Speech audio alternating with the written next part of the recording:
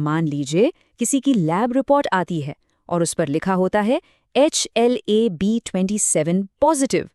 ये देखते ही दिमाग में कई तरह के सवाल और चिंताएं आ जाती हैं ना। तो आज हम इसी को समझने जा रहे हैं। तो अगर किसी की रिपोर्ट में यह हाल ही में लिखा आया है तो जाहिर है मन में 100 सवाल उठेंगे। भाई इसका मतलब क्या है? क्या ये कोई गंभीर बीमारी का संकेत है?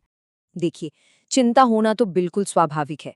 तो चलिए इस डर को थोड़ा साइड में रखते हैं और ये समझते हैं कि साइंस के हिसाब से इस रिपोर्ट का असल में मतलब क्या होता है। तो सबसे पहले ये समझना बहुत जरूरी है कि आखिर ये HLA-B27 है क्या भला।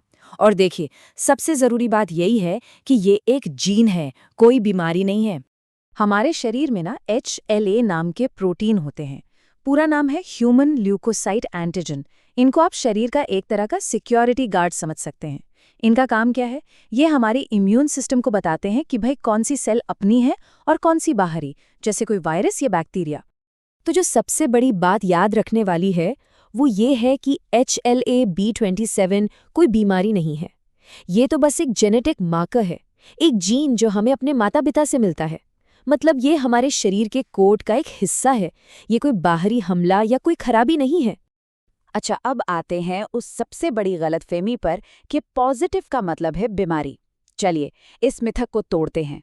साइंस की भाषा में पॉजिटिव रिजल्ट का सिर्फ एक मतलब होता है कि शरीर की कोशिकाओं की सतह पर HLA-27 प्रोटीन मौजूद है, बस सिर्फ इतना ही। और अब जो आंकड़ा आने वाला है वो वाकई में बहुत दिलचस्प है, 5 से 8%। ये भारत की उस एकदम स्वस्थ आबादी का प्रतिशत है जिनका HLA-B27 टेस्ट तो पॉजिटिव आता है पर उन्हें पूरी जिंदगी कोई भी हेल्थ प्रॉब्लम नहीं होती। जी हाँ, 5 से 8% तक एकदम स्वस्थ लोग इस जेनेटिक मार्कर के साथ अपनी जिंदगी बिना किसी दिक्कत के जीते हैं। तो सवाल ये उठता है कि अगर इतने सारे स्वस्थ लोगों का टेस्ट पॉजिटिव आता है तो फिर डॉक्टर ये टेस्ट करवाते ही क्यों है? इसका बीमारियों से आखिर कनेक्शन क्या है? और ये सवाल बिल्कुल जायज़ है। देखिए, डॉक्टर्स ये टेस्ट तभी करवाते हैं जब कुछ खास तरह के लक्षण दिखाई दे रहे हों जो किसी बड़ी समस्या की तरफ इशारा कर सकते हैं। कैसे लक्षण?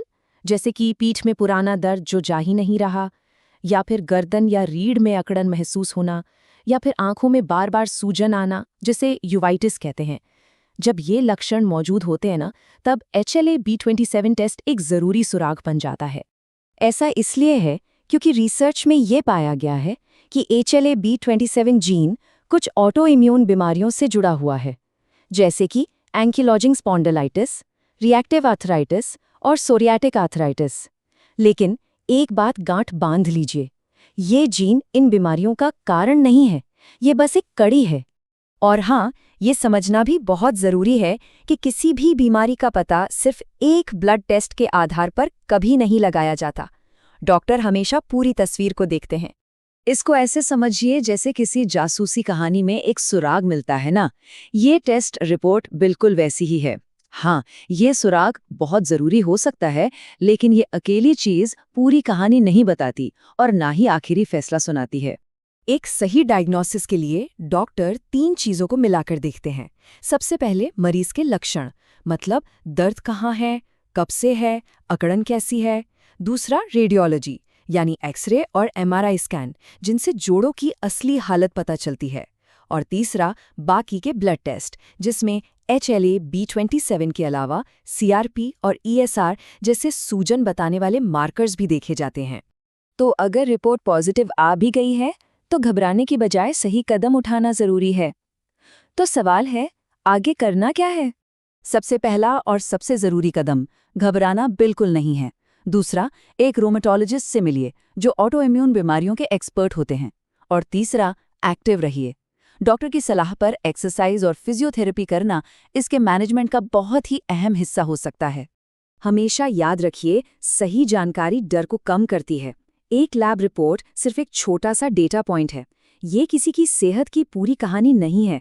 इस बात को समझना ही अपनी हेल्थ जर्नी का पहला और सबसे ज़रूरी कदम है। अब सवाल सिर्फ ये है कि इस जानकारी का इस्तेमाल अपनी सेहत को और बेहतर बनाने के लिए कैसे किया जाए।